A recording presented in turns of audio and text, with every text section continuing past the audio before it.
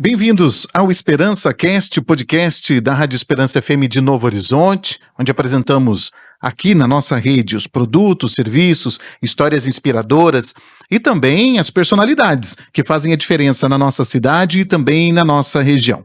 Hoje, na apresentação do Esperança Cast, tenho comigo o Thiago Delaia, que é jornalista da Rádio Esperança FM. Tudo bem, Thiago? Tudo bem, Alex? É um prazer estar com vocês aqui no Esperança Cast. E no episódio de hoje, nós temos a honra de receber o prefeito reeleito de Novo Horizonte, Fabiano de Mello Belentani, que irá comandar a nossa cidade aí por mais um mandato, no período de 2025 a 2028, e nós vamos mergulhar na trajetória de vida do Fabiano, conhecendo as suas experiências, que moldaram aí ele como um líder, os desafios que ele enfrentou, que ele superou e, claro, quais são as suas metas e também projetos, para esse novo ciclo à frente aí da nossa cidade, à frente da gestão municipal. Acompanhe então essa conversa exclusiva, cheio de coisas bacanas sobre o futuro da nossa cidade, a história do Fabiano e, claro, sempre com o compromisso também de construir uma Novo Horizonte ainda mais próspera. Tudo bem, Fabiano? Fala, Alex. Tudo tranquilo? Thiago, obrigado pelo convite. É uma honra poder participar aqui do podcast da Esperança, Isso pra gente é muito bacana, poder contar um pouco, da história, falar com a nossa comunidade. Isso para nós é muito importante. Parabéns pelo programa e pela iniciativa. Nós que agradecemos aí a sua presença e o aceite pelo nosso convite. Fabiano, começando pelo início da sua história, você é aqui de Novo Horizonte mesmo. Nascido e criado em Novo Horizonte. Os meus pais são daqui, também nascidos e criados aqui em Novo Horizonte, eu também. Eu fiquei fora de Novo Horizonte apenas por 6 meses. Acho que em 2007, se não me engano, quando eu fui para Marília, fiquei 6 meses lá para iniciar minha faculdade e foi só esse período. Foram só 6 meses fora de Novo Horizonte. O restante, 100% aqui. Estudou aonde aqui? Aqui eu estudei na Escola Maria José, e logo de início no infantil, que era infantil na época, era na escolinha, descendo ali indo para Santa Clara, ali do lado esquerdo. Hoje funciona o projeto... O Sincab. O Sincab. Certo. Hoje funciona... Não sei se alguém lembra desse período. Sim. A minha professora era a dona Dora Paluca, a mãe da Margarete, da pizzaria. Da pizzaria. Primeira professora, e ali foi... Então, dali... Depois Maria José e depois Shirley. E aí depois fiquei um período longe da escola, que nessa época eu já fiz o terceiro colegial, no Shirley, e eu já trabalhava, eu comecei a trabalhar muito cedo, com 9 anos eu comecei a trabalhar. Então, depois eu terminei o terceiro colegial e já achei que para mim já estava bom, Já estava trabalhando, então...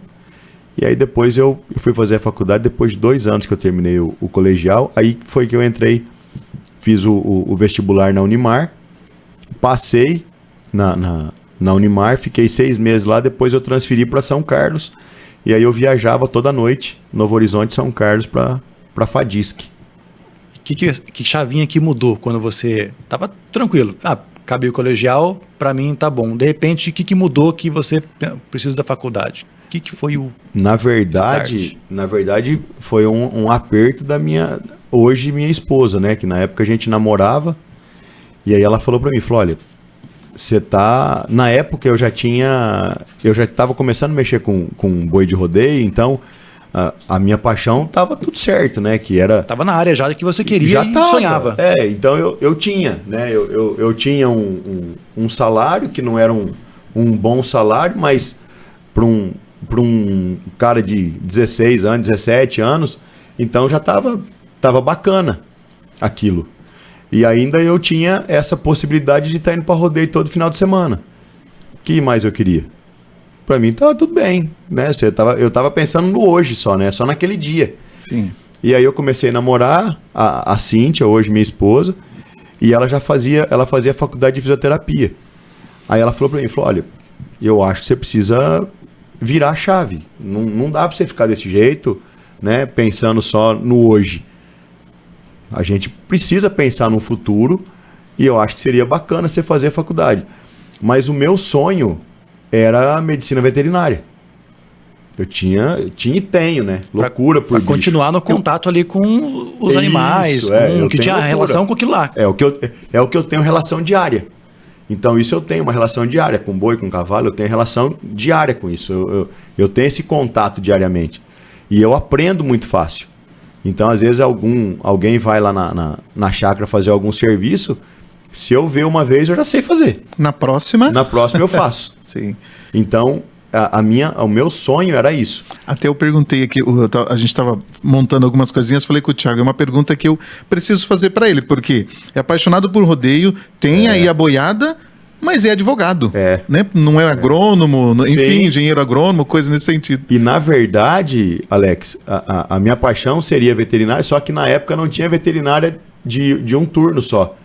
Era período integral. E não tinha condição financeira para isso na época. O meu pai mecânico, minha mãe dona de casa, então como eu trabalhava, eu sabia o quanto era difícil trabalhar e chegar no final do mês e receber um salário. Então eu não tinha condição de chegar no meu pai e falar, eu quero fazer veterinária e o senhor vai pagar para mim. Jamais eu ia fazer um negócio desse, nunca. Eu nunca tive cara para isso. E aí eu trabalhava nessa época no escritório do Irandi, né? O Irandi era advogado, tinha o despachante e eu sempre estava em contato com os processos dele. Eu ia para o fórum, protocolava algumas coisas para ele e às vezes sempre vendo as petições que ele fazia. E o Irandi sempre foi um advogado muito dedicado, um cara estudioso. E ele ensinava muita coisa pra gente, né? Toda molecada que passou no escritório dele saiu alguma coisa, né? Uhum. E aí eu tinha um gosto pelo direito, mas era um gostinho. A paixão sempre foi a roça, né? A veterinária. Mas aí a Cíntia na época falou, você precisa fazer uma opção. Aí eu falei, então eu vou fazer direito. Porque é uma área que eu tô hoje, sei mais ou menos como que vai funcionar isso, então eu vou prestar a faculdade de Direito. Aí ela falou assim para mim, então presta, né? E ela forçou, eu falei para ela, vamos fazer o seguinte então, eu presto a faculdade, eu não vou estudar, mas eu te garanto que eu vou fazer todas as questões que eu souber. Se eu passar, eu faço a faculdade. Se eu não passar, morre aqui a história de faculdade. Tá bom. Passou. 150 vagas, o meu nome estava em 149. Era para fazer. E aí eu fui para Marília, né? Aí fiquei 6 meses lá. Comecei a faculdade, comecei a gostar da faculdade. E aí eu arrumei um serviço aqui no Novo Horizonte. E aí voltei para Novo Horizonte para trabalhar na prefeitura. E na época, o prefeito da época era o CEMIAID. Na época não tinha concurso. Sim. E aí o CEMI me colocou na SUSEM. Eu falei, não, serviço para mim qualquer um. Eu falei, eu nunca escolhi serviço e eu tô pronto. Ele falou, não, então vem para cá que eu vou arrumar esse serviço para você. E fiquei na SUSEM por um período. E aí eu comecei a viajar. Novo Horizonte, São Carlos, toda noite. Pesadíssimo, cara. Imagina. Porque chegava 2 horas da manhã, Sim. 7 horas estava picando cartão. E na época, eu ganhava na prefeitura R$420. Isso eu não vou esquecer nunca. Era R$420 o meu salário e a faculdade era 380. Então, não sobrava nada. Sobrava nada. Muitas vezes, eu não tinha R$2,50 para comer um cachorro quente. Muitas vezes. E eu nunca fiquei pedindo dinheiro pro meu pai, sabe? Eu nunca gostei de ficar pedindo dinheiro para ele. Então eu saía do serviço, corria em casa, tomava um banho, tomava um leite, comia um pão, alguma coisa, porque a minha refeição preferida é leite e pão. Então eu tomava um leite, comia um pão e ia para a faculdade. Aí chegava 2 horas da manhã, 15 para as 2, aí que eu ia dar uma saltada na geladeira, né? Então isso me moldou muito, sabe? Me mostrou a dificuldade que é para ter as coisas. Sim. E isso me fez virar homem de verdade e saber o valor e o peso das coisas. É o início do caminho para se transformar em homem, né? Você faz o que precisa ser feito. É a tua dificuldade. Não o que você quer fazer. Não, né? Você faz o que tem que ser feito. Haja dificuldade que houver no caminho. Sim, e mesmo apaixonado por bicho, por boi, por cavalo, e eu sempre tive esse sonho de ser veterinário. E hoje, cara, eu agradeço muito a Deus por ter me transformado em advogado. Em advogado. Porque o que eu tenho hoje foi o escritório que me deu, né? Tanto que no 3º ano da faculdade, o escritório estava aberto já. Nós abrimos o escritório no 3º ano, né? Então eu tinha uma sociedade e nós abrimos o escritório. O escritório, na verdade, já existia. Eu entrei numa sociedade no 3º ano de faculdade.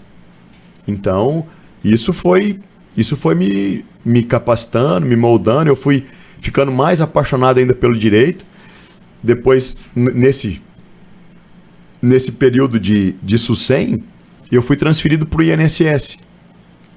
Né? Então Deus sempre teve um cuidado muito grande comigo, cara. Era uma pergunta que eu ia fazer, porque o teu contato com o direito inicial foi com o despachante e agora você se especializou na parte de aposentadoria. De previdência. Porque eu fui para o INSS. Porque o INSS veio para Novo Horizonte na época e precisava de alguém lá para o INSS. Mas eu tinha o quê? Acho que uns 7, 8 meses de prefeitura, mais ou menos, 9 meses de prefeitura. E quando surgiu a vaga, o pessoal foi procurar alguém lá na SUSEM. E eu, né, louco para erguer a mão, falou, tô aqui, né? Mas eu tinha que respeitar uma hierarquia. Sim. E aí eu fiquei na minha. Aí perguntou para um, não, eu não quero, isso aí eu não dou conta. Perguntou para outro, não, eu também não quero, não dou conta. Aí, na época, o Zilinho trabalhava com a gente. Lembra do Zilinho que jogava bola? Sim. O Zilinho falou assim, ó, e o Ideval era o chefe nosso. O Ideval era o chefe nosso da SUSEM. Aí o Zilinho falou assim, ô Ideval, nós estamos questionando aqui à toa. O único que dá certo de ir para lá é o Fabiano. Aí eu falei, nossa senhora, se ele me chamar agora, eu tô pronto. Aí o Ideval falou assim, Fabiano, você vai? Eu falei, lógico que eu vou. Ele falou, então amanhã você já vai lá para Catanduva, vai precisar fazer um treinamento, né? Lá e tal, não sei o quê. Beleza, então na verdade, Deus me mostrou que eu tinha que fazer a faculdade de Direito, porque ele me enfiou no vestibular, porque foi ele que me enfiou lá, porque eu não tinha condição de passar, porque fazia 2 anos que eu estava longe da escola, né, que eu tinha terminado o 3º colegial, não estudei nada, passei no vestibular, e aí eu começo a fazer Direito, e aí depois ele me dá uma oportunidade de trabalhar no INSS. Então eu acabei fazendo 2 faculdades. Eu abro meu escritório no 3º ano da faculdade de Direito, o escritório já estava aberto, a gente já estava trabalhando, ganhando um dinheirinho já, e aí eu me especializando já em previdência. Sem terminar a faculdade. Quando quando a faculdade foi apresentar direito previdenciário, eu já estava quase dando aula para o professor, porque eu estava vivendo aquilo. Tinha prática. Eu estava vivendo, eu vivia aquilo todo dia.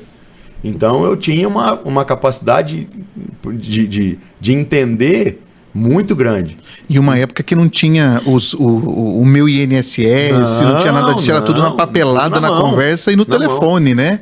Era um período bem mais rústico, digamos assim. Eu levava, né? Alex, eu levava envelope no ônibus.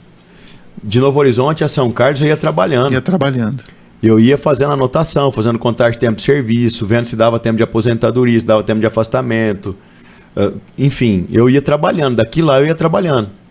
Aí eu voltava, no outro dia eu trocava de envelope, levava um outro envelope cheio, e assim nós começamos. Mas você estava com 2 turnos, porque você continuou no INSS e com o escritório. Continuei, porque o escritório era uma sociedade.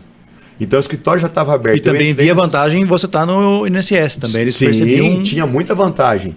Porque muita coisa que tinha no INSS, eu aprendi e levava para o escritório. Então isso foi uma outra faculdade. E conseguiu os trâmites ali de entender o funcionamento. Sim, eu sabia de tudo.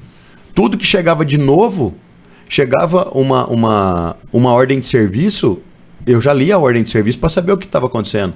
Então eu tinha informação privilegiada. Então isso para mim foi uma pós-graduação. Que bacana, né? Isso foi muito bom. E aí, nesse contexto todo, aonde entrou a boiada, a paixão pelo rodeio, por touro? A boiada começou muito lá atrás, né?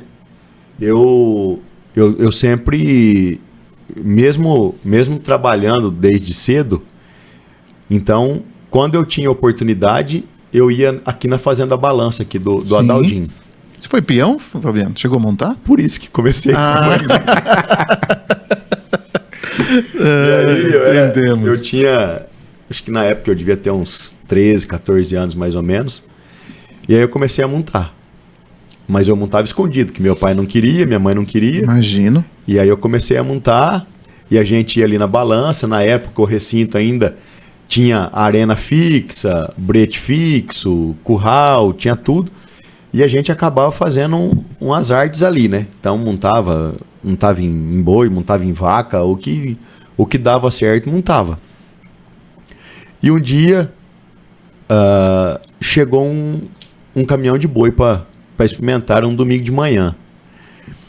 E aí meu pai falou assim para mim, hoje nós vamos em tal lugar. Eu falei, não, eu não vou não. Porque eu já tinha combinado com os meninos de ir lá montar nesses bois. De ir lá montar. E aí meu pai falou assim, não, nós vamos. Eu falei, não, eu não vou. Mas onde você vai? Eu falei, eu vou na balança. Mas você vai fazer o que lá na balança? Eu falei, tem umas coisas para fazer lá, eu vou lá. Peguei minha bicicleta e vazei. E a minha traia ficava na balança.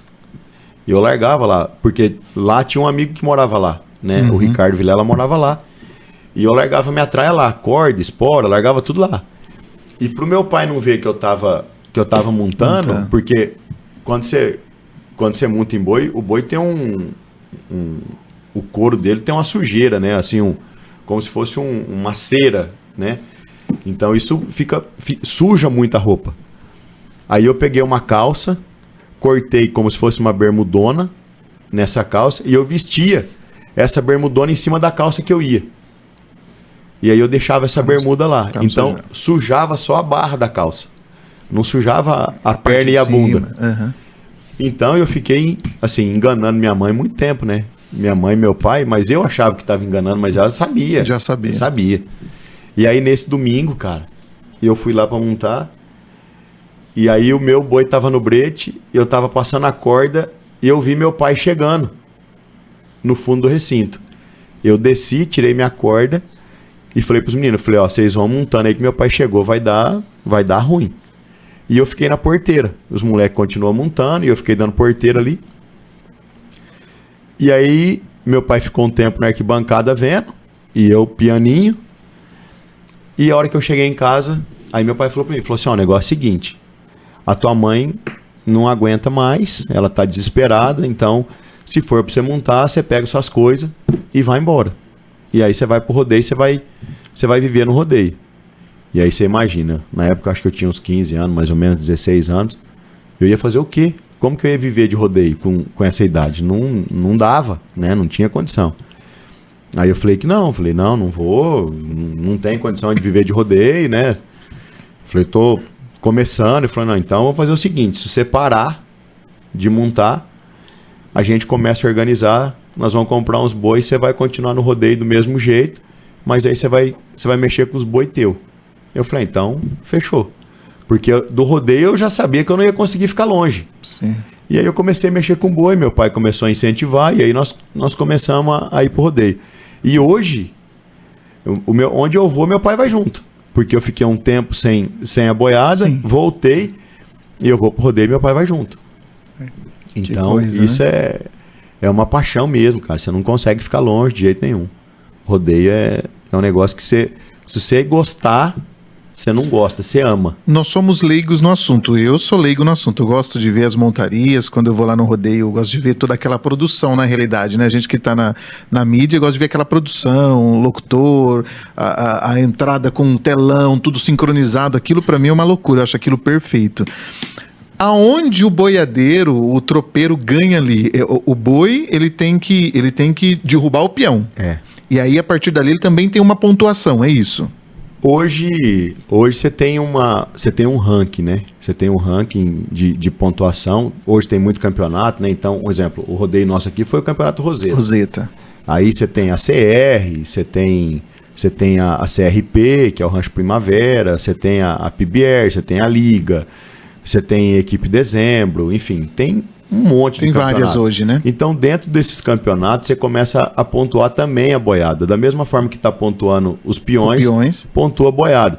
E aí você tem melhor touro, melhor boiada, todo rodeio. Então, você tem uma fivela de prêmio, tem rodeio que te dá uma valorização em dinheiro por conta desse boi. Então, hoje, às vezes você fala assim, eu tenho um boi, é um boi muito bom, mas é um boi que tanto derruba quanto ele dá condições do peão parar nele. E aí ele vai me dar uma pontuação de 90, 91. Entendeu? Um exemplo. Entendi. Aqui nós tivemos, inclusive os meninos lá de Pompeia, DNA Bulls, eles têm um touro lá que eu sou apaixonado nesse touro deles, chama Menino da Pecuária. É um boi cimental, o lombo desse boi é da largura, o lombo do boi é da largura dessa mesa. É a coisa mais linda do mundo. O boi é maravilhoso. E ele pulou aqui. Primeiro dia, o menino que montou nele, o Parazinho, que está morando aqui no Novo Horizonte, é um menino que veio do Pará para cá para viver de rodeio. Então ele montou nesse boi, parou nesse boi, ele tirou 91,5. Então assim, foi uma monstra, né? Foi uma montada absurda. E aí, o que acontece? A melhor montaria da noite. Certo. De quem foi? Foi a dele. Foi a dele. Então, qual foi o melhor touro da noite? O dele. Menino da Pecuária. Mesmo não tendo derrubado o Mesmo peão, tendo derrubado. Por mas quê? ele deu um espetáculo, deu um show. Porque a pontuação, um exemplo, 91,5. Metade de 0 a 50 julga o touro, de 0 a 50 julga o peão. E a soma das notas dá a nota 91. final. Entendeu? Então, vamos imaginar que esse touro deu 45,75. Entendeu? Então, é uma super nota. Então o peão depende muito também do animal. Do animal para poder ter um bom desempenho. E esse touro é um touro muito fiel. Ele é muito fiel. Ele bate, roda, ele não quebra a roda, ele não inventa pulo, ele não é um boi que derruba. Porque a gente tem o boi que derruba e a gente tem o boi que dá nota. Esse não é um boi que derruba, ele é um boi de espetáculo, é um boi que pula fiel. E aí ele deu 91,5. Aí na final ele derrubou. Entendeu? É o mesmo boi. Só que aí qual é a nota dele? 45 e alguma coisa também. Entendeu? Por quê? Porque ele sai é avaliado pelos dois. Se você se derruba ou não derruba, você tem duas avaliações. O touro tem uma avaliação de 0 a 50 e o peão de 0 a 50. Então, o rodeio ele é apaixonante. Sabe? É quem gosta, né? É quem gosta. Não tem outra coisa. Então, os meus bois lá, eu tenho um pouco de boi, tem garrote que está ainda no robô, tem boi no peão, tem boi pronto. E isso é um negócio que é igual o cara que joga bola. Né? O cara que joga bola, que é apaixonado, o dia que ele não está jogando bola, ele está assistindo. Tá assistindo futebol. E lá em casa, o dia que eu não estou mexendo com boi, eu estou assistindo rodeio. Né? Então, essa semana, não sei se foi... Acho que foi semana passada, na terça, na quarta-feira, eu tava na sala assistindo um rodeio de Novo Horizonte. Aí minha esposa falou assim, mas você tá assistindo de novo? Mas que não lá não, né? Na televisão é diferente. Justamente. É outro show. Eu não vi televisão é diferente. Daqui eu não vi. Desse ângulo eu não tinha visto. Então é um negócio que você... É apaixonante mesmo. O rodeio é um negócio fora do comum. Muito bem. E aí nesse período, você falou sobre... trabalhar na Sucem, o Ideval era o seu chefe, né? Como nós chamávamos antigamente. E aí o Ideval sempre teve uma ligação com o Partido dos Trabalhadores. Sim. Ele foi tipo um incentivador para você iniciar sua vida política ou não teve essa ligação? Na época eu acho que ele não era vereador também. Isso era do Sincerp. Ele era do sindicato, mas o Ideval sempre foi muito firme, sabe? Ele como chefe, ele sempre foi firme, inclusive... Quando o Zilim falou para ele, falou assim, o único que dá certo para mandar lá pro INSS é o Fabiano. Ele já acolheu o posicionamento do Zilinho. Falou, Fabiano, você quer ir? Eu falei, lógico que eu quero. Então eu vou te encaminhar para lá. Então o Ideval sempre foi muito firme, sabe, na chefia que ele tinha lá na Sucem. E controlava todo mundo, sabe, quando precisava chamar atenção, chamava atenção. Mas a gente sempre teve uma relação muito bacana. E aí iniciou-se uma carreira política aí. Teve uma inspiração? A minha carreira política foi por conta... Eu sempre tive uma ligação muito grande com o Carlão Roque. E o Carlão, na época, eu fazia jiu-jitsu com ele. E aí o Carlão falou pra mim, falou assim, cara, ele era o presidente do PL na época. Então eu tô no PL desde 2003. Eu tô no PL desde 2003. Porque a minha primeira candidatura foi em 2004. 2004 como vereador, né? Como vereador. Aí o Carlão falou assim, você tá no INSS, todo mundo te conhece, você conhece todo mundo, você tá envolvido no rodeio, você tá envolvido num monte de coisa. Na época eu tava no Rotaract também, eu sempre fui, sabe, envolvia com tudo, né? Me envolvia, até hoje, né? E aí o Carlão falou assim, cara, vamos fazer a filiação sua no PL e aí você sai candidato. Eu falei, Carlão, filiar eu até vou, cara, mas sair candidato já não te prometo. E aí eu acabei saindo candidato. Na época, o PL fez uma coligação com o PT, o Cássio era o candidato. E aí eu acabei sendo eleito. Fui eleito em 2004, depois 2009, acho que 2009, 5, 6, 7, 8, 2008 de novo, fui candidato de novo, ganhei de novo. Eu fiquei 3 legislaturas, né, consecutivas. E aí depois, em 2016, eu saí candidato a prefeito, nós perdemos as eleições. E aí depois, em 2020, nós vencemos com 68% e agora a reeleição 70% dos votos. Então, a política é quase igual ao rodeio, se não for idêntico, né? Depois que você entrou, você recebeu aquela dose. É difícil sair. Eu vejo o pessoal que sai candidato a vereador, você percebe que eles começam a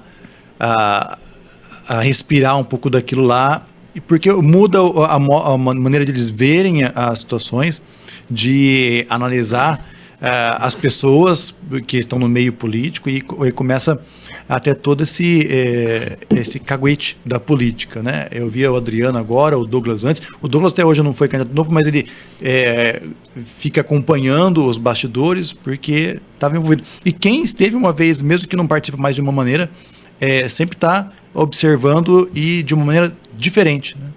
Eu sou incentivador de quem quer enxergar as coisas de uma forma diferente.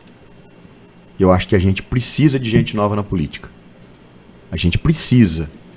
Mas de gente nova com cabeça aberta. De fazer uma política diferente. Não de fazer a política que todo mundo sempre fez. Sabe, aquela política de troca, eu te apoio se você me der isso, eu vou no teu partido, mas você precisa acertar isso pra mim, acertar isso pra minha família. Cara, isso não cabe mais. Isso não cabe mais. Nós assumimos em 2021 sem nenhuma conversa com nenhum diretor. Com nenhum diretor. Nenhum. Você pode conversar com todos e pergunta se eu tinha conversado com alguém. Tanto que eu acho que quase todos, né? Ou a grande maioria deles não tem envolvimento com política, né? Nenhum, né? E todo mundo foi conversar depois. Depois que passou as eleições, terminou a eleição, aí eu tinha alguns nomes em mente, mas eu não revelei para ninguém. Os diretores que estão com a gente, nem voto eu pedi, e nós conversamos depois. Então, qual é a conversa? Nós precisamos de pessoas honestas e de pessoas que tenham vontade de aprender. Eu não quero ninguém que saiba. Nós precisamos aprender. E nós precisamos servir. A política é um lugar de servir, não de ser servido. Tem muita gente que entra na política para ser servido. E isso não é a política. A essência não é essa. Esse não é o motivo de estar na política. Você entra como um servidor público, literalmente. Um servidor. Hoje eu tenho o costume de parar meu carro no ponto de táxi ali em frente à igreja matriz. Eu chego 8 horas, 8h30, paro meu carro ali e vou para a prefeitura. Saio 1h, 1h30 para ir almoçar. Toda vez, ou indo ou vindo da prefeitura, eu atendo 2 ou 3 pessoas na rua. Toda vez. Todo santo dia. Todo dia. Agora, o que me custa atender essas pessoas? Tem gente que não vai no gabinete porque acha que o gabinete é a coisa mais intocável do mundo. Intocável, né? Cara, tá aberto para quem quiser ir lá. Eu tô atendendo. Eu atrasei 15 minutos, 17 minutos para chegar. Eu tava com uma reunião lá, armada, não tinha como sair da reunião. Aí eu falei, gente, eu já tô atrasado, tenho um compromisso às 5 horas. Amanhã a gente retoma se for o caso. Aí a gente definiu em 2 minutos o que a gente tava conversando em hora já. Em horas. Então, a política é isso, sabe? É de você conseguir fazer o bem para as pessoas. É a coisa mais gratificante do mundo. Então, eu falo que Deus me dá muita coisa, cara. E eu preciso deixar um legado. Eu preciso justificar minha passagem por aqui. Senão não tem porquê. Ah, Kiko, A vida não tem sentido, o cara né? viveu 80 anos. O que ele fez? Nada. Nada. Você pode ver, tem gente que morre que você não sabe nem quem era o cara. Porque o cara não fez nada. E tem algumas pessoas que falecem, cara, que você fala, meu Deus do céu. Não poderíamos ter perdido. Como esse cara era gente boa, como esse cara fez isso, esse cara fez aquilo, esse cara não sei o quê. Essas pessoas, elas não caem no esquecimento nunca. Porque elas deixaram um legado. E quando deixa um legado, é muito bom isso, para você receber isso em vida. De saber que você conseguiu ajudar alguém, alguma pessoa. Isso é gratificante. E a política te dá essa abertura. Lógico que aqui na rádio, você também tem condição de ajudar. Sim, a gente serve, você ajuda, sim. Não você tenha ajuda. dúvidas. Só que na política você consegue ajudar mais. Você consegue atender um grupo maior de pessoas. E dentro desse grupo de pessoas, acaba surgindo alguns aproveitadores. Você tem que saber distinguir o joio do trigo. Na época da campanha, cara, o que aparece lá, nossa, minha conta vai cortar, minha conta de água, minha conta de energia, não sei o quê. O senhor me desculpe, eu não tenho dinheiro. Eu não tenho condição. E não é mentira. Não é mentira. Eu não tenho mesmo. Porque a minha vida, ela é regrada. Eu tenho funcionários para pagar, eu tenho minhas contas para pagar, minha filha está na faculdade, eu tenho minha casa para cuidar, meu filho está na escola, enfim, eu tenho coisas. E não é aquela coisa pontual também, né? Não aparece só uma vez e morreu, não, né? não. Multiplicando. Exatamente. Então, você precisa fazer sempre o certo. Você fazendo o certo, Thiago, está resolvido. Agora, a partir do momento que você entra na política e começa a fazer errado, e eu costumo dizer que tudo aquilo que você vai plantar, um dia você vai colher. Não tenha dúvidas. Você vai colher. Então, faça o certo. Faça o certo. Mesmo se o certo desagradar alguém. Faça o certo. E às vezes desagrada uma grande Sim, parte, né? Porque maioria, a gente sempre às vezes é a maioria. Às vezes é a maioria. Às vezes dentro daquele nicho que você vai desagradar, você agrada quase todo mundo. Justamente. Mas você está fazendo o certo. Justamente. Eu comungo do mesmo pensamento que você nessa nossa passagem aqui pela Terra, de prestarmos serviço de alguma maneira. E o rádio entrou na minha vida justamente com esse sentido. Quando eu era criança, eu estava de manhã e ouvia o Zé Bétio, ouvia o Antônio Carlos pela Rádio Globo, minha mãe lá de manhã, né? Morava no sítio, até no Rio Morto. E aí... você ouvia o cara falando de horário de ônibus, enchente, aí atraso de ônibus, cara, e falava muitas vezes de INSS, até eu falo com ele aqui, o Rádio Serviço chama Rádio Serviço, que é o que ele apresenta, justamente por isso, quando a gente comentou, eu falei, cara, um programa que tem que servir, tem que falar coisa que o povo... Sim. INSS, pagamento precisa. De Bolsa Família, falar sobre vacinação da prefeitura, um negócio que nós precisamos servir. Sim. E aí eu, lá quando criança, eu ouvia aqui falar, cara, esse cara ele tem uma utilidade para a sociedade. E isso que é legal. E eu comecei a me apaixonar pelo rádio por isso. Sabe? De fazer as pessoas, aí no musical, fazer as pessoas sorrirem e tudo mais, ouvir aquela música legal. Hoje a gente tem um monte de plataformas, né? Mas naquela época era o rádio que apresentava músicas e tal.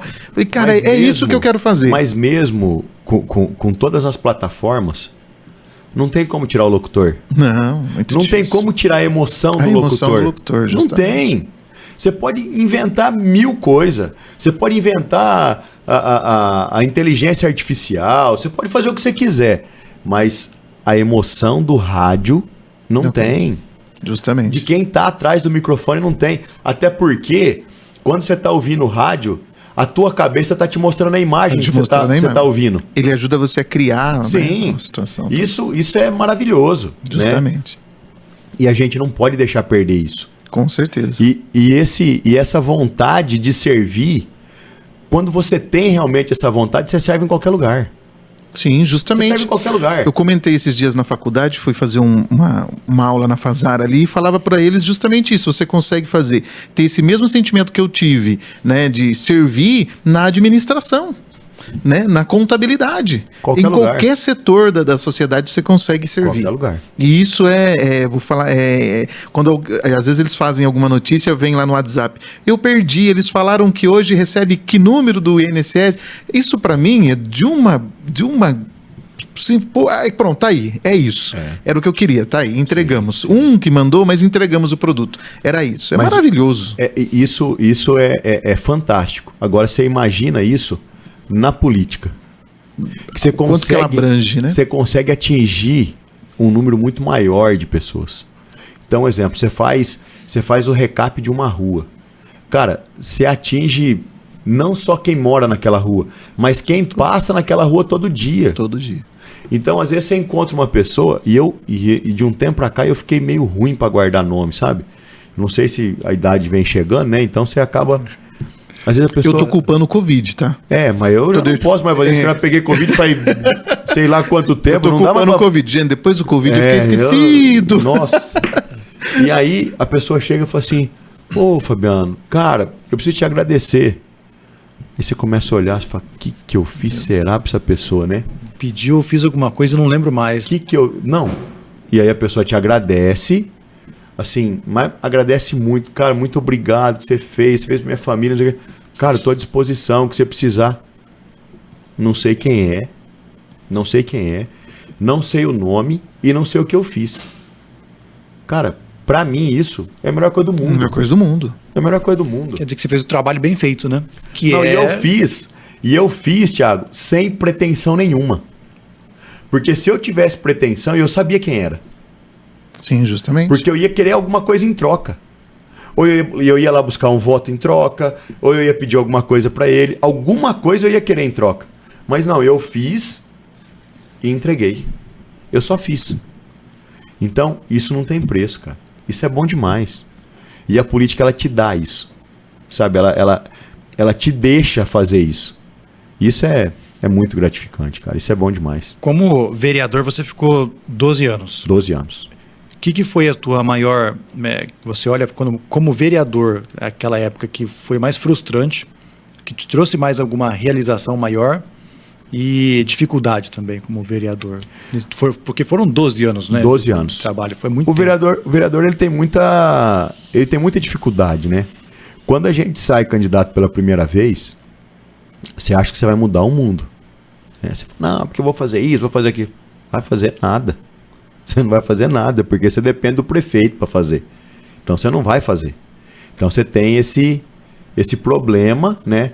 Se você estiver na base, você consegue fazer alguma coisa. Se você for oposição, a dificuldade é muito grande, né? E, salvo engano, seus 12 anos foram de oposição? 8. 8 de oposição e 4 de base, que 4 eu fiquei com o seu Toninho. O seu Toninho, justamente. Então, esses 4 anos que eu fiquei na base, junto com o seu Toninho, foi o meu aprendizado para me lançar candidato a prefeito futuramente. Porque o seu Toninho, além de ser um cara fantástico, uma pessoa honesta demais, e ele não guarda nada para ele. Ele te ensina. Eu ia para a prefeitura, ele falava assim, olha aqui, olha como é que tá a conta da prefeitura, não caiu isso, não caiu aquilo, ó, tá.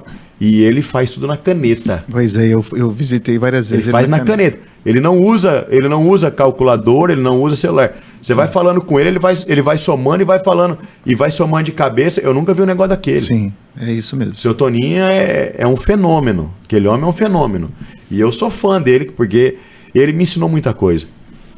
E nesse período que eu fui vereador junto com o seu Toninho na base, eu aprendi muita coisa, eu consegui trazer muita coisa para Novo Horizonte.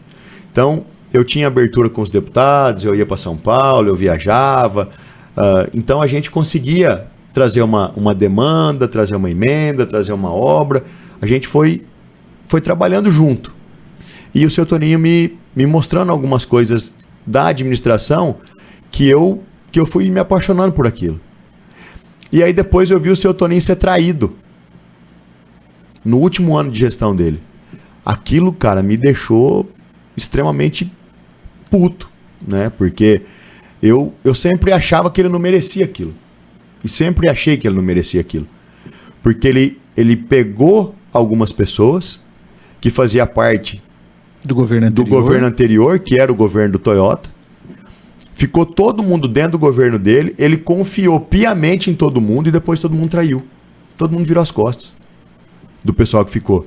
Porque aí depois o Toyota voltaria a ser candidato de novo e se elegeria de novo e tiraria o seu Toninho. E na verdade o seu Toninho nem foi candidato para reeleição, porque ele teve um desgaste gigantesco, politicamente falando. E aí a Maísa Graciano saiu candidato. Existia um acordo ali para uma reeleição ou não? Como que... Inicialmente, lá nos primeiros trâmites, eu não... Não teve acordo, né, para uma reeleição. Mas tudo que foi planejado para destruir a administração do seu Toninho. Né? Muito pelo contrário. Além de não ter reeleição, foi planejado para arrebentar. Porque todo mundo que os pontos principais da administração exoneraram 8 meses, 9 meses antes das eleições. E aí todo mundo foi apoiar o candidato que sempre apoiaram. Porque na época eu lembro que o seu Toninho estava na Santa Casa, né, salvo engano, né, e ali era parceiro da prefeitura, como tem que ser, e aí, óbvio, ganhou-se um destaque por isso, então por isso que o nome, né, foi colocado em mão. E aí eu imaginava que, bom, ele, né, faz parte do grupo, né, estamos fazendo parte do grupo, e a partir dali haveria um acordo, digamos assim, de mais 4 anos aí, né, ou ele, ou até mesmo a própria... uma outra pessoa que ele colocasse no lugar, mas eu imaginaria que seria ele. Não teve esse acordo. Muito pelo contrário, o seu Toninho ele vencia as eleições com muita tranquilidade. E aí, na época, o seu Toninho disputou a prefeitura com o Gaúcho. Era o seu Toninho e o Gaúcho na época. Sim. E aí, o Toyota ficou aguardando definição. Seria o Toninho Belão e o Gaúcho vice? Não, contra. Contra. Era o seu Toninho e o Gaúcho. E aí o Toyota ficou aguardando a definição. Justamente, depois entrou o terceiro. Isso, é verdade. E aí o que aconteceu? O seu Toninho na pesquisa, o seu Toninho ganhava tranquilamente, qualquer candidato naquela época. Ele ganhava. E aí o Toyota propôs um acordo com o seu Toninho, que ele apoiaria o seu Toninho, mas ele gostaria que tivesse a manutenção de algumas diretorias e secretarias. E o seu Toninho acabou aceitando. Na inocência e na honestidade, o seu Toninho acabou aceitando. Foi onde que acabou derrubando o seu Toninho nessas diretorias e secretarias. Entendi. Entendeu? E aí depois o Toyota volta com muita força, Sim. e ficou mais 8 anos, Mais né? 8. 4 mais 4. E aí depois em 2020... 2016 nós perdemos por 2.000 votos. Eu falo que nós não perdemos por 2.000, nós perdemos por 1.000, né? Porque se a gente tivesse 1.000 votos já teria empatado. Justamente. Mas enfim, perdemos por 2.000 votos. E aí, em 2020, nós viemos de novo. Você acha que lá em 2016 a população já estava pedindo uma renovação? Já. Nós perdemos a eleição, pela minha visão política, nós perdemos as eleições por conta de uma questão: loteamento social. Que era forte, né, naquele momento lá. Era um movimento forte, que o deputado da época fazia esse movimento. Sim. Fazia reuniões, né, um poder de persuasão muito grande, as pessoas acreditavam em tudo que falavam, e aí falou, olha, se o Toyota perder, acabou o loteamento, ninguém vai fazer mais nada. E aí nós perdemos por 2.000 votos. E aí se você somar o número de pessoas que tem de um loteamento e do outro, dá mais ou menos esses 2.000 votos. Entendeu? E aí ele ganhou as eleições. E aí o que aconteceu com os loteamentos?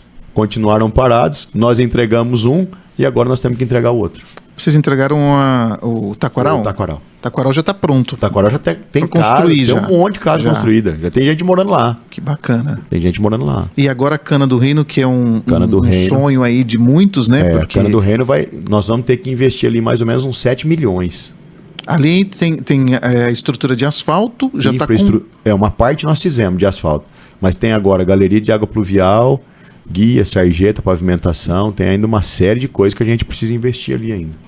Certo, e já falando das próximas metas, né, depois a gente retorna, é uma das metas para esse governo, entregar aquele ali para a população. Entregar. A população não merece, né, cara? A população não merece ficar nem com obra abandonada e nem com uma pretensão de um terreno, então não dá. Eu lembro que naquela época o deputado, hoje ele não está mais como deputado, né? Não. Acabou perdendo nas últimas eleições e isso também perdeu um pouco a força junto ao governo do estado para conseguir essa infraestrutura, porque eu vejo que Catanduva também teve essas eleições agora com o Padre Oswaldo e também todos os seus oponentes ali batiam firme em cima dessa tecla do loteamento social. Que é um negócio, Alex, se a gente analisar friamente, de social não tem nada, né? Porque quando você vai fazer um loteamento social, você precisa fazer um planejamento, né? Colocar prazo, organizar, até porque nós estamos lidando com o sonho das pessoas, né? Nós estamos lidando com aquilo que a pessoa vê como mais importante na vida dela, é a casa própria. E aí você vende um sonho, você vende uma ilusão, você faz algumas reuniões, você consegue colocar na cabeça das pessoas, né, um poder de persuasão muito grande, você acaba persuadindo as pessoas a acreditarem naquilo, aí a pessoa acredita naquilo e aí depois ela não tem data para receber aquilo, ela não tem formas para que aquilo aconteça. Então, para mim, isso não é loteamento social. Social é casa de CDHU, né? Por exemplo, nós estamos agora nos trâmites finais do CDHU. Então, acredito que logo o CDHU vem, abre as inscrições. Isso é social. É a faixa 1 que vem para cá ou é o Minha Casa Minha Vida? Não, é o CDHU. É aquela faixa 1 lá de mensalidades 80 e poucos reais. Então, isso é social. É a tarifa mais barata, porque a prefeitura compra o terreno. O terreno já está pago. Então, você vai pagar o quê? A casa. A casa. O terreno já está entregue. E aí você vem a infraestrutura, vem a casa, uma casa, acho que de 60 metros, alguma coisa assim. Uma casa, então a família consegue ter aquele lugar para morar e ela vai pagar pouco. Então, ela consegue, a curto prazo, ampliar a casa se for necessário, ou consegue organizar a vida dela, porque o valor que ela paga, entre aspas, de aluguel é muito pequeno, né? Então, aí sim é social. Agora, você vender a ilusão de um terreno para depois as pessoas se virarem para construir e não te dar uma data de infraestrutura, não te dar uma data de entrega, isso é muito complicado. Certo. Ô Fabiano, você falou que teve muito contato com um Belão na prefeitura enquanto ele estava ali e já foi conhecendo muito daquele mundo do executivo. O que você planejava de início? Teve alguma coisa? Poxa, se eu for prefeito, eu vou fazer isso, eu vou fazer aquilo. E aí, poxa, deu certo. Agora eu vou ser prefeito. Começou e até hoje você aquilo lá não vai ter jeito. Isso aqui. Só tem uma... Porque quando a gente está de fora, que nem técnico de futebol, né? Cada um torce pro seu time e olha... Todo mundo time, é técnico. Eu vou fazer aquilo lá. Então todo mundo é um pouco de prefeito. Sim. Se eu fosse prefeito, eu faria aquilo e tal coisa e isso. O que você tinha dessa visão anterior e que depois que sentou na cadeira, falou, isso não vai acontecer? Eu acho que eu não tive essa frustração ainda. Eu acho que tudo aquilo que a gente está planejando, a gente está conseguindo tirar do papel. Tudo que a gente está planejando, nós estamos conseguindo fazer. De uma forma ou de outra, nós estamos fazendo. Então, para mim, está sendo uma realização muito grande, né? Então, agora eu tenho duas preocupações e duas metas. Uma é a canalização da José Wilibaldo inteira. Nós temos que finalizar inteira. Estou aqui com a mensagem que eu acabei de receber. Pedi até para o pessoal já fazer uma análise de financiamento, se caso necessário um financiamento. 25 milhões é o valor aproximado da obra ali da José Wilibaldo. Até lá na Coronel Junqueira. Inteira. José Wilibaldo inteira. Começa aqui da Soreprima, né, que já tem um trecho canalizado, mas tem alguns trechos que já caíram. Caiu, né? A gente vai precisar refazer e vai ter que refazer em Aduela, da forma que foi feito lá próximo ao Big Mart, Aduela de concreto e concreto armado e tal, porque aquilo é resistente. E aí a gente sobe com essa canalização até lá na saída de Itajubi. Então, isso é uma meta, nós temos que fazer de um jeito ou de outro. Tenho alguns contatos em São Paulo, em Brasília, governador, nós vamos pedir esse dinheiro, conseguindo esse dinheiro ótimo, né? Amém, porque aí nós vamos fazer com recurso do governo do estado, do governo federal.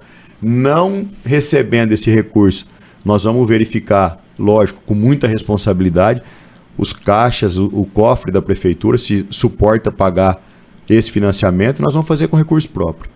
Porque financiamento é recurso próprio. Sim. Não tem segredo. Recurso. Se você comprar um carro financiado, quem vai pagar? Você, né? É você. E o dinheiro de quem? É seu. Então, financiamento é recurso próprio. Ou a gente faz com recurso próprio, ou a gente pega recurso do governo do estado ou do governo federal. Mas essa obra nós temos que sair. Nós temos que fazer. Segunda obra é a fatídica Estrada Taquaral. Essa estrada, ela precisa sair. De algum jeito ela vai ter que sair. Então, ela nunca esteve tão próximo como ela está hoje. Ela está licitada, as obras que estão no mesmo pacote que ela, tem algumas cidades que já estão recebendo as obras. Tudo bem que a nossa é a mais cara de todo o pacote, que são 168 milhões de reais, por conta da ponte que tem de 500 metros. Porém, fazendo essa estrada, Novo Horizonte, no meu ponto de vista, a gente vira a chave. Vira a chave em todos os setores, em todos os segmentos. A gente amplia demais o turismo na nossa cidade. A gente faz com que todas as áreas que estiverem próximas ao Tietê e ao Ribeirão Três Pontes se transformem em ranchos. A Vicinal vai precisar de restaurante, vai precisar de posto de combustível, porque tendo rancho lá embaixo, nós vamos ter que abastecer lancha, abastecer barco, abastecer um monte de coisa, então vai precisar de um posto de combustível. Os motoristas, os caminhoneiros que vierem de Marília, sentido José Bonifácio, eles não vão passar por Borborema, eles vão entrar na Vicinal nossa. Até porque vai estar duplicado ali, né? Provavelmente já está saindo a duplicação também. Exatamente, né? Eles vão passar por Novo Horizonte. E Pongaí, Uru e Balbinos é muito mais perto eles virem para Novo Horizonte gastar no comércio nosso do que para Lins. Porque a maior cidade próximo deles é Lins, que é a região deles. Sim. Então a gente ganha 3 cidades para gastar no nosso comércio. E já muitas pessoas, né, já vêm de Pongaí, dessa região aqui para Novo Horizonte, né, fazer suas compras e tudo mais. Mesmo com o contorno todo. Contorno. Isso, justamente. Vai ser realmente um passo muito grande no desenvolvimento da cidade. Muito grande. Então isso, nós estamos assim, trabalhando muito. Inclusive eu estou indo para São Paulo, ou a semana que vem ou na outra. Eu consegui localizar a empresa que venceu a licitação da estrada. Eu já estou em contato com os proprietários da empresa, com o engenheiro da empresa. Então a gente está se falando direto por WhatsApp, por telefone, nós estamos tendo esse contato. Então, quando vai no DR, eu vou no DR, dou um feedback para a empresa, o que aconteceu. A empresa vai, ela me passa um feedback do que aconteceu com ela. Então nós estamos em 4 mãos apertando para que essa estrada seja dada a ordem de serviço para ela. E agora, a última situação que ficou, que o DR quer um novo projeto executivo. Inicialmente, 2 milhões de reais. O projeto. E aí? A gente faz o projeto ou não? Nós vamos ter que fazer. Tem que fazer. Já está comprometido já praticamente. Nós vamos ter que fazer. Porque se a gente não fizer o projeto, o DR pode falar assim, olha, eu pedi o projeto, vocês não me entregaram, então como que vocês querem que eu faça a estrada? Já existe um projeto lá. Se eles quiserem dar a ordem de serviço, tem condição de dar a ordem de serviço. Mas eles pediram um novo projeto. Novo, atualizado. Nós vamos ter que fazer. Nós vamos ter que gastar 2 milhões, ou melhor, investir 2 milhões nesse projeto e fazer com que isso aconteça. Acontecendo esse projeto, a força de estar no DR apertando praticamente todo dia vai ser muito maior. Com certeza. Nós estamos aqui com o produtor já erguendo a plaquinha de 10 minutos, querendo que a gente termine. Já finaliza? Já, Não, então. tem muita coisa ainda. Ficou tanta coisa aqui, Não, rapaz. ele que depois se vire para editar. Vou ter que dividir em dois podcasts. Mas na campanha se falou bastante do Natal Iluminado, né? Que nós vamos ter aí no final do ano. E uma conversa que nós tivemos num dia de passeata seu, você comentou sobre calçadão na rua 15 de novembro, no seu sonho, na Trajano Machado e tudo mais. Isso daí são, digamos assim, são projetos iniciais, vamos estudar ainda a possibilidade, vamos fazer uma conversa com o comerciante e tudo mais, ou isso já está também nesse plano de gestão aí para 2025, 2028? Tiago, inicialmente eu acho que tudo que a gente vai fazer nós precisamos ouvir, né? Eu gosto de ouvir as pessoas. Esse calçadão na 15, eu acho que ele vai mudar a cara de Novo Horizonte. Eu não canso de dizer que o nosso comércio ele é o melhor de toda a região. De toda a região. Só está faltando cobrir o centro de Novo Horizonte e falar assim, ó, nós temos um shopping. Porque as lojas nossas, cara, são bonitas demais, sabe? Toda a fachada de loja, tudo novo, tudo bonito, tudo bem arrumado, bem iluminado, vitrine sempre temático, enfim, o comércio nosso é show. E a gente precisa pensar em 2025.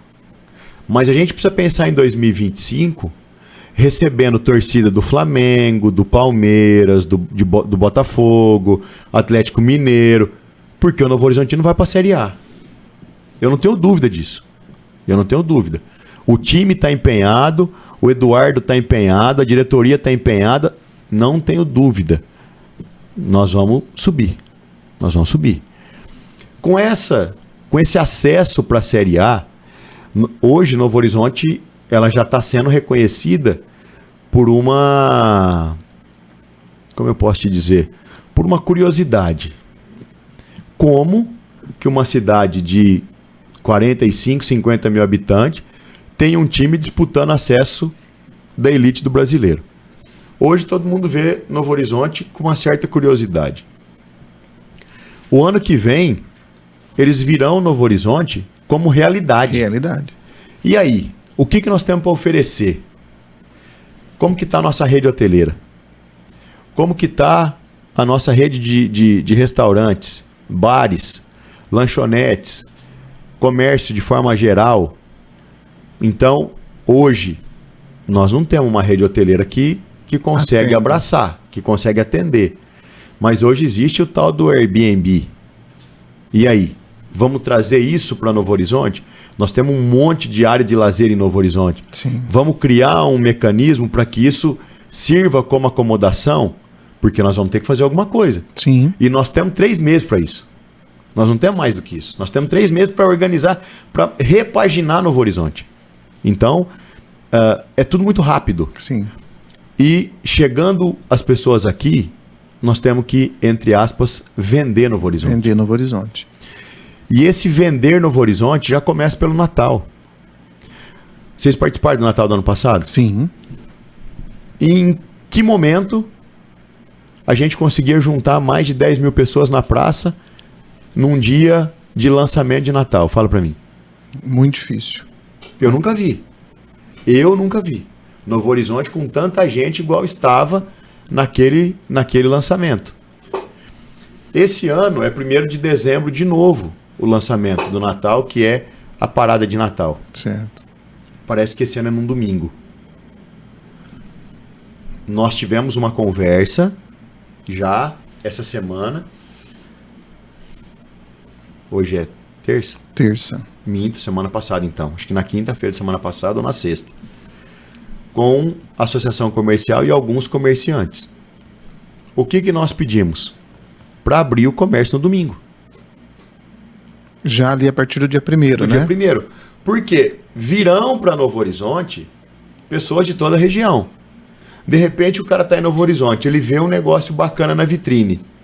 Ele fala, pô, isso aqui eu vou levar. Sim. Mas aí é domingo, a loja está fechada. A gente pode perder essa venda. Sim. E a gente pode perder esse cliente. Então, nós estamos conversando para ver se o comércio abre no domingo. Então, abre no domingo 4 horas da tarde. A parada de Natal deve ser por volta das 6, 7 horas. Sim. Então, a região vem para Novo Horizonte à tarde, ela já tem condição de comer um lanche, de tomar um sorvete, de passar numa loja, e depois participa da parada de Natal, e depois ela volta na loja se ela quiser. A gente faz um movimento num domingo. Então, esse é o movimento, esse é o momento da gente começar a mudar a cara de Novo Horizonte. Você falou sobre as 10 mil pessoas, foram 2 episódios que eu vivenciei isso. Num show da Rádio Esperança, salvo engano, de 5 anos, que deu muita gente na 9 de julho, e você saía em todas as lanchonetes, não tinha mais lanche, não tinha bebida, não tinha mais nada. Sim. Tanto que os comerciantes, recebemos até um monte de cartas. Gente, vocês têm que fazer mais, tem que fazer mais. E o ano passado eu participei do lançamento, no dia 1º, e aí ainda nós comentávamos, vamos sair antes, senão a gente não vai conseguir comer, porque é no horário ali das 7 da noite, você nem janta, Sim, né? não. Você já sai e depois vamos comer alguma coisa. Fabiano, nós rodamos a cidade todinha. E não tinha nada. Não tinha nada. Já estava tudo lotado, na realidade. E nós fomos comer um espetinho lá no Jardim Santa Clara. Nem lembro direito onde era. Foi o único lugar que nós achamos para tomar um suco e comer um espeto. Não tinha mais lanche, pizza, não tinha mais nada naquele dia. E não tinha acabado ainda. Eu pedi, depois na segunda, eu acho que foi numa sexta-feira, se não Foi me engano. numa sexta, isso. Na segunda-feira, eu chamei o Fernando e chamei o Douglas lá no gabinete e falei assim, olha, eu gostaria que vocês fizessem uma coisa para mim. Dá uma volta no comércio e eu quero saber o que isso representou para eles. Sabe o que representou? Uma venda de até 500%. Olha isso. Um exemplo, teve uma lanchonete que eles foram, a lanchonete falou assim, olha, a gente faz uma compra para sexta, sábado e domingo. Nós vendemos tudo na sexta. Tudo na sexta. Olha que benção, né? Tudo. Delivery demorava mais de 1h30. Muito mais. Mais de 1h30 para comer um pastel. Mais de 1h30. Então, você imagina o que isso representou para Novo Horizonte, um evento que a prefeitura fez, e quando a gente faz um evento, a gente não faz para a prefeitura. A gente faz para a cidade. Para a cidade? E nós fizemos para a cidade. E esse foi um evento gigante para a cidade. E esse ano, o evento foi tão forte, e isso agregou tanto, que nós conseguimos uma parceria público-privado para esse ano. Nós vamos ter apresentação o mês de dezembro inteirinho. Todinho. Apresentação de teatro, de musical. O pessoal está ensaiando já faz um mês que eles estão ensaiando. Então, ó como a coisa vai encaixando, como as coisas vão agregando. E aí eu falei pro Fernando, eu tô achando que está muito pouco tempo. Do dia 1º ao dia 25, são 24 dias. A gente precisa começar o Natal dia 15 de novembro. Porque aí a gente ganha tempo. O que é esse tempo que a gente tem que ganhar? É pro comércio. Por comércio. Enfeitar as lojas, a Sim, rua, né? Comércio. Porque a pessoa que sai de casa, normalmente você sai com criança. Sim. Né? Nós temos 2 públicos. O de solteiro e o de casado. O de solteiro, por natureza, ele sai Quer ver de movimento? segunda a segunda. Segunda. Não, o solteiro ele sai de segunda a segunda. Porque eu já fui solteiro, né? E Quer vocês ter casa? também, não. Vamos dar um rolê. Não, você tem que sair. Nem se for pra você tomar uma garrafa d'água na rua, mas você tem que sair. Então, o solteiro ele já sai de natureza. Ele já tá na rua. O casado, às vezes ele até tenta ficar em casa. Mas aí, ou o marido ou a esposa chama pra dar uma volta. E nessa volta, ninguém fica sem tomar um sorvete, sem tomar uma garrafa d'água, sem tomar um refrigerante. Não fica, sem comer uma pipoca, não tem jeito de ficar. Sim. Porque você saiu na rua, você vai gastar alguma coisa. E se tiver criança, aumenta ou triplica. Sim. O gasto é muito maior. E aí você começa a levar esse giro para o comércio. E quando a gente entendeu isso, nós tiramos a cesta básica da prefeitura, que era em produtos, e hoje a prefeitura investe mais de 15 milhões por ano no comércio da cidade. Tanto que o nosso ticket hoje está pegando em bar, em restaurante, Sim, eu ia comentar isso. em chocolateria. Eu ia comentar justamente isso. E o quanto que aquece isso? Tenha dúvidas. Não, muito. foi um estímulo e tanto, né? Entendeu? Todo mundo tem proveito. Não vai para uma outra empresa de fora que oferece o menor preço. Não, Thiago, até porque você não vai gastar R$150 de combustível para ir em Catanduva ou para ir para Rio Preto para você comprar alguma coisa que tem aqui no Novo Horizonte. E você tá com o teu cartão na mão. Você chega ali, você compra e paga, acabou. Tem funcionário nosso que está indo para restaurante, para almoçar e para jantar em restaurante com o cartão, porque o restaurante já está aceitando o cartão. Cara, isso para mim é gratificante demais. É por isso que eu falo que a política, quando você faz a coisa certa, você fica numa felicidade, parece que é filho seu. Então isso é muito bom. Fabiano, antes que eles comecem a falar para terminar, deixa você... Que já falaram, né? É que a gente tem uma questão que é muito importante e acho que não pode passar em branco de uma conversa quando ela é pessoal. Você falou desde o início da sua trajetória, da sua esposa, que incentivou você a praticamente ser o que você é hoje, a formação de advogado. E a gente vê hoje em dia essa base que se tem na família. Como você coloca a participação dela nas suas decisões, no teu dia a dia, na sua vida? Como é que é a sua família hoje, nesse contexto todo, nessa vida de advogado, que você continua com o escritório, como prefeito, como pessoa do meio do rodeio, boiadeiro, e ainda tem que conciliar a família, e eu tenho certeza que ela também, por tudo que você vai fazendo, e como você mostrou que ela te incentiva muito, ela te dá apoio. Sim. Né? E como é que funciona essa logística, família, e como é que é essa relação quanto às decisões que você vai tomar? Você leva para casa, ouve, pergunta, como é que funciona? A minha esposa, ela é muito de boa, sabe? E muitas vezes eu faço a minha decisão e depois eu comunico. E ela me apoia, né? Um exemplo, essa candidatura. Para reeleição. Eu vinha relutando muito. A minha vontade inicial era não ser candidato de novo.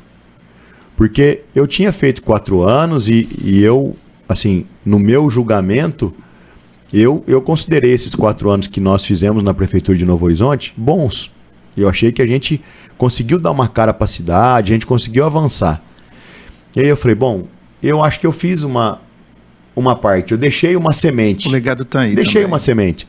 Eu volto agora para o escritório, vou trabalhar, porque agora eu estou com uma filha na faculdade, né?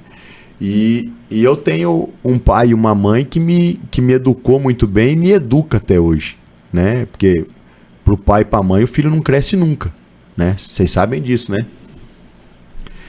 E aí, qual é a minha preocupação? A minha preocupação é pagar a faculdade da minha filha hoje, né? Porque ela estuda numa faculdade particular e eu preciso pagar a faculdade dela. E não é barato. E eu preciso dar um jeito. E o meu pai me ensinou a ser honesto. O meu pai me mostrou que aquilo que é meu e aquilo que é seu é seu. A gente não pode inverter as coisas e não pode tirar proveito de nada. Então, graças a Deus, eu tenho muita tranquilidade em falar, eu nunca precisei de R$1 da política.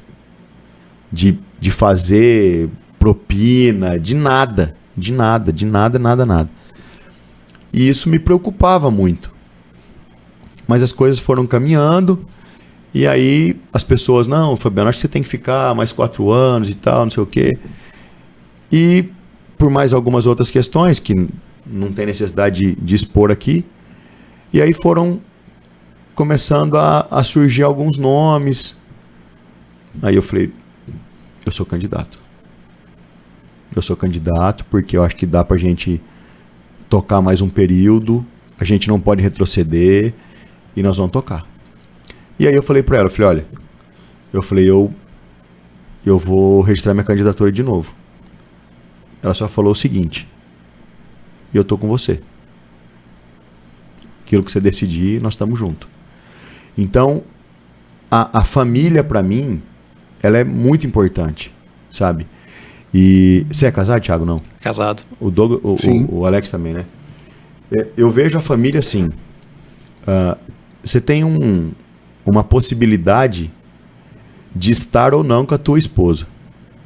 Mas essa possibilidade foi lá atrás, quando você pensou em se casar. Ou em morar junto, enfim. Você fez uma escolha. E agora você tem que cumprir com aquilo que você escolheu. Né? Por exemplo, eu tenho 2 filhos. Qualquer coisa que eu fizer, a discussão não sou eu e a minha esposa mais. Eu tenho 2 filhos agora. E a gente precisa criar essas 2 crianças. E aí como a gente fica? Então, o casamento, ele é isso. Na minha concepção, é uma parceria. Ela precisa me apoiar enquanto eu precisar e eu preciso fazer da mesma forma quando ela precisar de mim. Senão isso não vai funcionar. E aí a gente vê casamento sendo destruído, casamento acabando por conta disso. Ah, eu não combino. Tá, mas você não combina por quê? Existe um meio termo? Se eu saísse da prefeitura todo dia e parasse no bar para tomar uma cerveja e ficar com meus amigos até meia-noite, daria certo? Ou se fosse o contrário, ela saísse do serviço dela, parasse num boteco e ficasse com as amigas dela e chegava em casa meia-noite, ia dar certo isso? Não ia. Tenho certeza que não.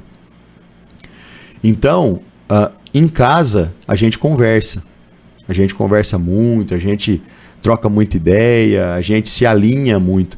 Então, é por isso que dá certo, né? A caminhada minha tem muito dela, que ela me apoia muito, que ela tá comigo sempre. Em todo momento, ela tá comigo. E eu tinha esse apoio na minha casa também, do meu pai e da minha mãe. Inclusive, hoje eles me apoiam em tudo.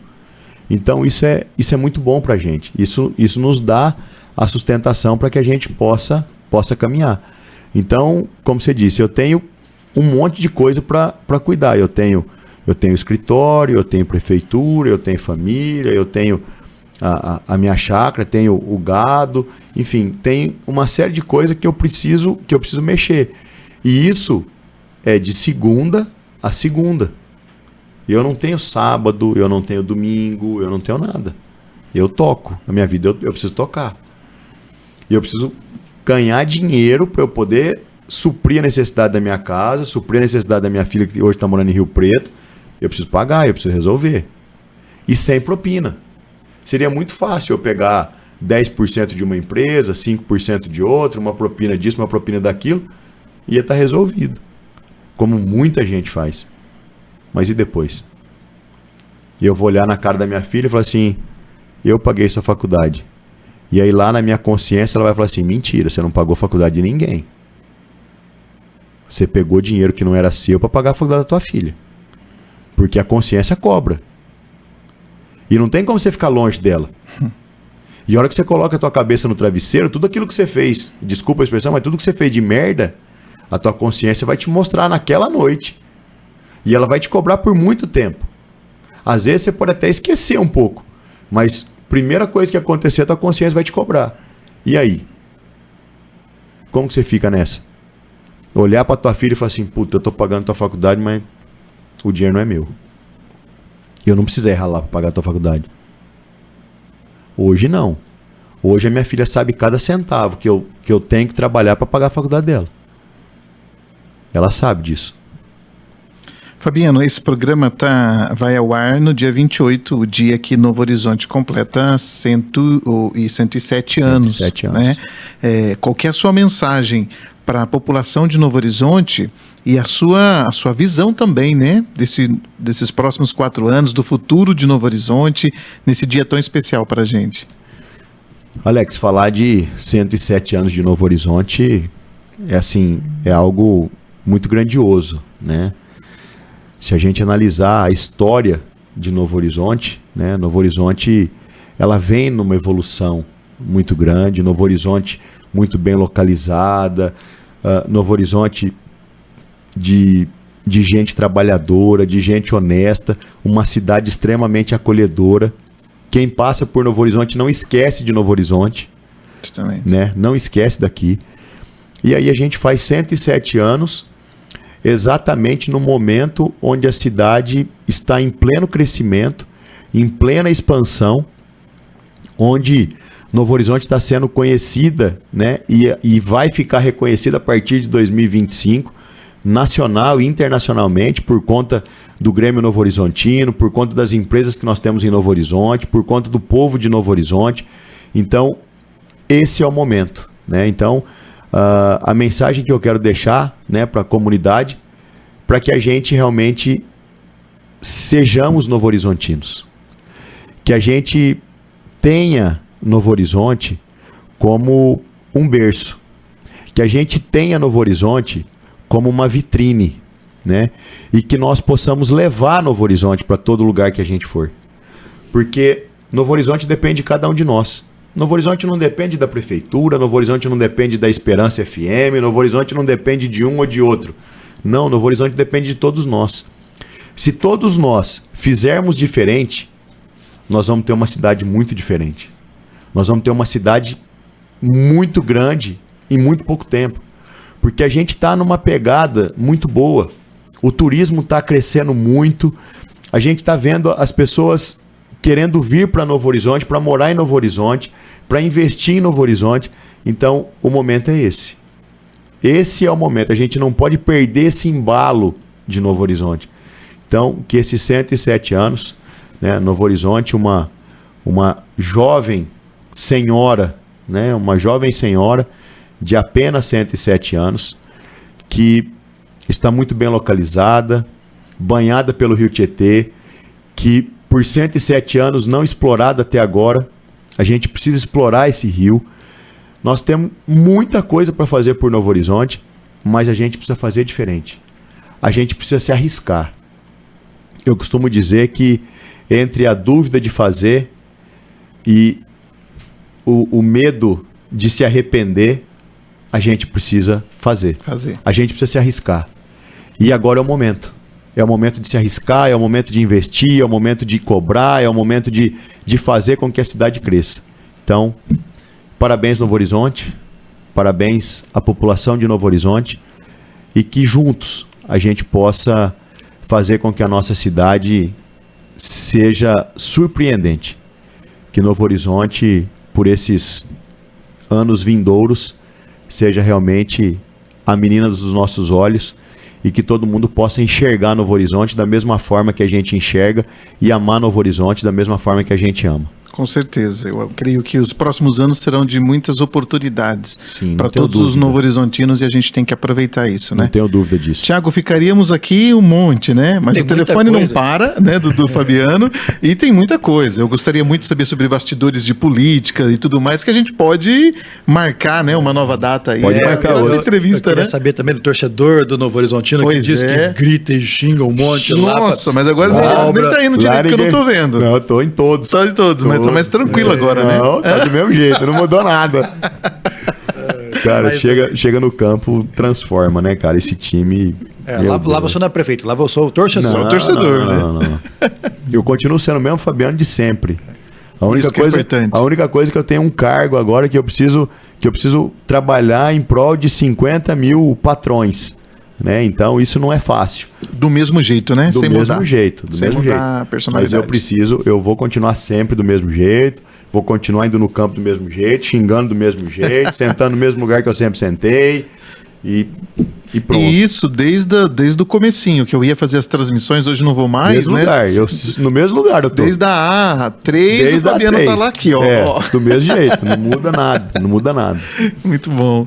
Tem muita coisa para falar ainda, a gente vai marcar uma nova oportunidade. Estou à disposição. Esse programa foi para comemorarmos esses 107 anos de Novo Horizonte, por isso também da sua presença aqui, né? É muito importante a cidade conhecê-lo melhor, não é isso? Muitas pessoas, né, às vezes não têm essa oportunidade, e também de saber aí o andamento dos próximos 4 anos aí, de como vai ser. Tem várias outras questões, ó. Você viu que nós não ticamos quase nenhuma, né? Então a pauta ficou. Tem várias outras questões, mas eu creio que numa próxima oportunidade nós voltaremos a falar sobre. Eu creio que logo no começo do ano ali, né, já iniciando uma gestão, a gente já traz aí todas as perguntas novamente, e eu quero agradecer de coração realmente a toda a tua equipe também, que prontamente aceitou o convite. Não, estou à disposição. Pode entrar em contato e a gente já alinha isso aí. Obrigado, Fabiano, pela bate-papo, pela conversa, pela experiência de vida que ensina sempre a gente um pouquinho mais. A gente vendo o que as pessoas passam, as experiências que elas têm quanto ao trajeto, a história dela, a gente sempre absorve. E como você diz, né, a semente ela é plantada e a gente vai vendo crescer esse serviço que você planta e essa ideologia de fazer o bem e crescer, a gente sempre vai aproveitando do melhor do que a gente vai observando e vai levando para a gente também. Então, muito obrigado por tudo nesse bate-papo. Eu que agradeço, Thiago. Eu estarei sempre à disposição e foi um prazer estar aqui hoje. E eu tô à disposição. O dia que quiserem, nós estamos aqui de novo. É isso daí. São as histórias inspiradoras, né? Que nós falamos para você logo no começo do nosso bate-papo, não é verdade? E hoje não deixou de ser também, com a sua experiência de vida, com toda a sua luta, com todos os desafios que ele enfrentou durante todo esse período, né? Também nos inspira a começarmos aí, né? Principalmente a gente que às vezes é um pouco procrastinador e tudo mais, a lutar pelos seus objetivos, pelas suas metas, mas principalmente, né? Como ele disse, naquilo que a gente acredita, né? Eu acredito, eu quero, eu posso e eu consigo. Eu quero agradecer a você pela sua presença aqui, né, no nosso podcast também. Aproveita, se inscreve no nosso canal Esperança Play. Tem um sininho aí do lado, aciona o sininho também. Sempre que tiver novidades no nosso canal, você vai receber uma notificação. Já corre lá no perfil também da Rádio Esperança, @EsperançaFM. Você também vai ficar por dentro de todos os convidados. Toda segunda, 18 horas, tem um bate-papo diferente para você aqui dentro do nosso Esperança Cast. Aproveita também, já visita o Insta da Prefeitura de Novo Horizonte. Lá você vai conhecer todas as ações. Você que não é da nossa cidade vai conhecer também. Site da Prefeitura, tá tudo atualizadinho. As belezas do Rio Tietê, tudo que nós temos aqui em Novo Horizonte para você, você encontra também no site da Prefeitura. E aproveitando, o @ do Fabiano também, né? @Fabiano Belentani. Belentani, com E, né? Nós temos aí duas... Belentani. Ni, com I também no final, Belentani. né? Então, @Fabiano Belentani, você vai também ficar por dentro aí, né? O prefeito está sempre publicando o que acontece de melhor na nossa cidade. E olha, você chama ele lá, às vezes ele também responde, viu? Já teve vez de eu chamar ele lá, ele respondeu. Ele respondeu também. Um abraço a todos e muito obrigado.